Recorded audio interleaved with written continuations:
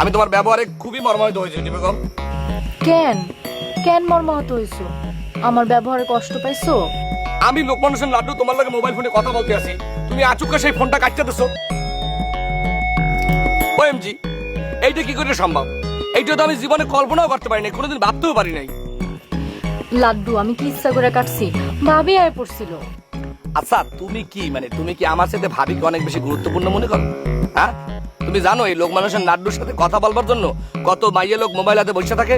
এই মনে করো আসলি আর চুমকি, তারপর মোবাইলের দীপা, তারপর মনে করো ওই যে জিরাবর মনে করো রুনা, তারপর মনে করো সুনখালি সোহাগী, তারপরে রোহিতপুরের মনে করো রোশনি বেগম সাবিয়া। হইছে লাড্ডু হইছে। না না, হয় নাই। জুই, পদ্ম, কিয়া, করবি, অপরাজিতা, লায়লা, বুলা, নাদিয়া, ইলা। আল্লাহর দোহাই লাগে, চুপ করো তো। আরে তুমি তো আমার নামগুলাই বলতে দিল না। এই লোক মানুষের লাড্ডুর জালের মধ্যে শিং, মাগুর, কই, ট্যাংরা, পুটি, খলসা, মাছের মতো নাম লাফালাফি করতে আছে লোল। তারা কি চায় জানো? কি চাই? এই লোক মানুষের লাড্ডুর বুকের উপরে ঝাঁপাইয়ে পড়িয়া এখন নারী জীবন হেরা সার্থক করতে চায়। তো আস্তাগফিরুল্লাহ। তা আমি আমার এই বুকটারে একটা ফুলের বাগান বানাই রাখছি। কার লেগে? তোমার লেগে।